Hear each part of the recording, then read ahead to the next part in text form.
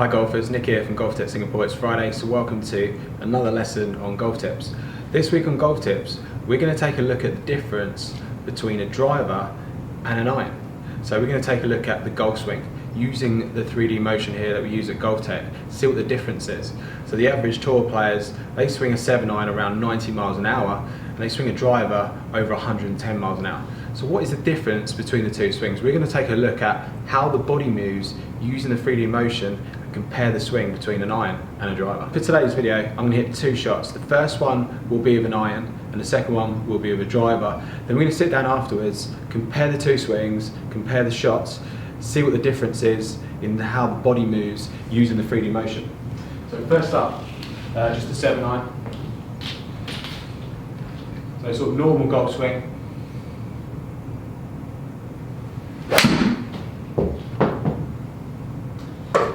Okay, pretty straight shot there, you can see on the screen. So that swing there was just my normal golf swing with a 7-iron. So it's pitched around 170. So we're going to sit down after we take a look at that in a bit more detail. But first up, let's test out the driver. So pretty good shot there with the iron. So moving on to the driver, I'm not going to try and do anything special, just my normal golf swing with the driver, and then we'll sit down and take a look and see what the difference is between the two golf swings.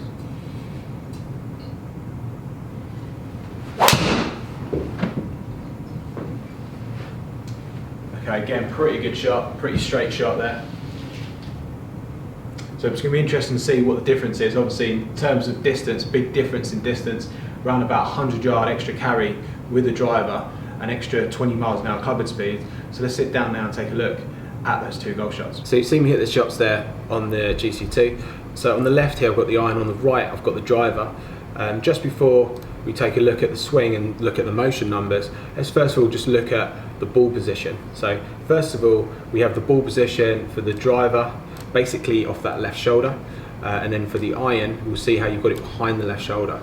So basically, the way the grid works, we've talked about this before, if you swing in a circle on a tilted angle, you should promote a slightly outward hit with the iron, so that position where the ball is, you're catching it before the center point, which promotes a downward angle attack and an outward hit to create a sort of a push draw. So basically the draw is built in with the iron. With the driver, we're trying to swing pretty straight into the ball. When I take a look at my data, I'm usually about 1 degree in to out with my swing path, and my angle attack's around 0. So we're trying to promote as straight as possible ball flight with the driver. With the iron, we're trying to hit a downward angle attack. The draw is built in by having the ball behind the left shoulder. So you can see other slight differences would be a slight wider stance with the driver. Let's take a look at the motion numbers now. So I've brought on the screen there 3 different motion numbers. So I've got the turns, hip turn and shoulder turn, and I've also got shoulder bend, which is going to help explain why that left arm has travelled a little bit further for the driver swing. So first of all, you can see from the rotations, the hip turn, I've turned an extra 15 degrees, and for the shoulders, I've turned an extra 17 degrees. The shoulder bend number is different as well. So on the left, I have a shoulder bend 1 degree forward. So basically what that means is this sensor located on the back of my neck there, for my shoulder sensor, is basically pointing 1 degree forward. So it's almost level, almost horizontal to the ground. Now, when I set up to the ball, I'm actually tilted downwards. So if we looked at that number at address, that would be 50 degrees forward. So we're going to take a look at that from the other viewpoint in a second. But just to note that shoulder bend number is very close to 0 for the tour players, just for a sort of a 7-iron here. However, with the driver, you'll see on the right hand side here how that number is actually 11 degrees backwards. So that number is actually pointing upwards 11 degrees, and that's what we call the extension of the spine. So my chest has gone from tilted over, forward bend, to extension in the backswing. By moving that shoulder bend into a backward bend, that just gives that left arm a greater degree of movement in the swing. Now, one of the biggest issues I see at GOLFTEC is golfers that actually maintain their forward bend in the backswing, and that restricts how far the left arm can travel, and in some cases the golfer will actually start flexing that arm to try and generate some sort of length to their backswing and some sort of degree of power, and then you're going to struggle with contact issues. So very important how you move the body and understanding that the body does come out of its forward bend. I have talked about this in other videos, I'm not going to go into too much detail here. I just wanted to highlight the differences here in why this left arm has travelled further. It's not just the rotation, it's the backward bend of my shoulders there to help give that left arm a greater degree of freedom. Let's move the swing round now and take a look at it from down the line. So I've just brought the down the line view onto the screen. I've just put in there the shoulder bend number just to show you guys how different you'll set up with an iron than a driver. So with the iron, because it's a shorter club, you'll be a little bit more tilted over the golf ball. The important factor to note is that in both swings the head should stay in the circle. So I'm going to put a circle around the head.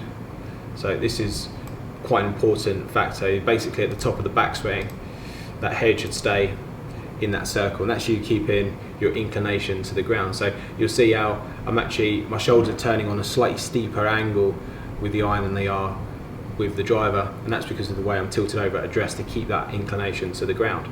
So let's bring up some more motion numbers here. So I've just brought onto the screen some more motion numbers here. So we looked at the turns and the bend from the face-on view, but I've also brought up the tilt numbers just to show you guys the difference in the way my shoulders and the hips turn in the golf swing.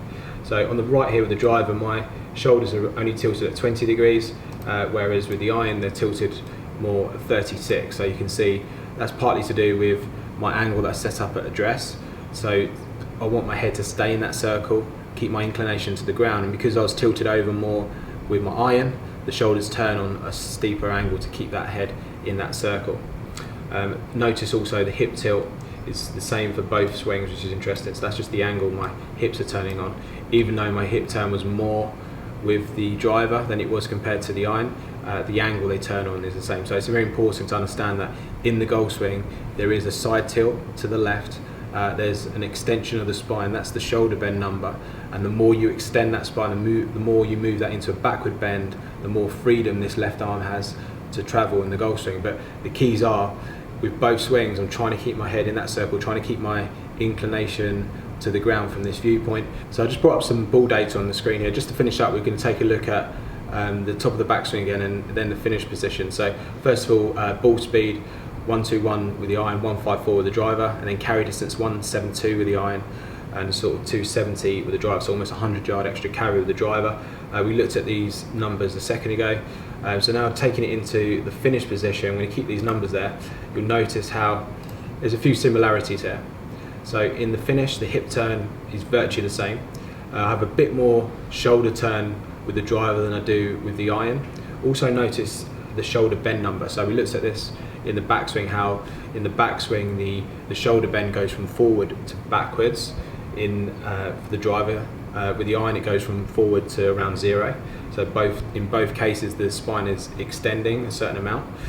In the finish it goes into a backward bend again. So you notice that by the time I go through, the shoulder bend number is now pointing 36 degrees backwards with the driver and 33 degrees back with the iron. So it's just important to note how the shoulder bend number does change, and the spine does extend a little bit more in the backswing and in the finish for the driver. So I thought it was quite a good comparison video there. I get that question asked me quite a lot. Is the swing the same with the iron and the driver? And it's different, because the iron we're hitting off the ground, we're trying to hit downwards on the ball to make solid contact and get that low point in front of the golf ball. However, with the driver, when the ball's off a tee like that, you can hit down or you can hit up. I wouldn't really recommend to try and hit excessively down or up on the golf ball with the driver. I'd try and promote more of a sort of a level angle of attack with the driver as much as possible, but with the iron we have to hit downwards, so we set up differently. And then in terms of the swing numbers there, you can see there's some differences as well. So with the driver, we're trying to create a longer backswing, so by moving that shoulder into more of a backward bend, it just gives that left arm a greater freedom of movement to swing around the body. And then again in the finish we extend a little bit more again with the driver. So there's some differences there in terms of how the body moves and how we're trying to hit this golf ball. So golfers, I hope you enjoyed the video. If you did, please give it a thumbs up. If you don't already, please follow me on my other social media platforms, and we'll see you again soon for another video on golf tips.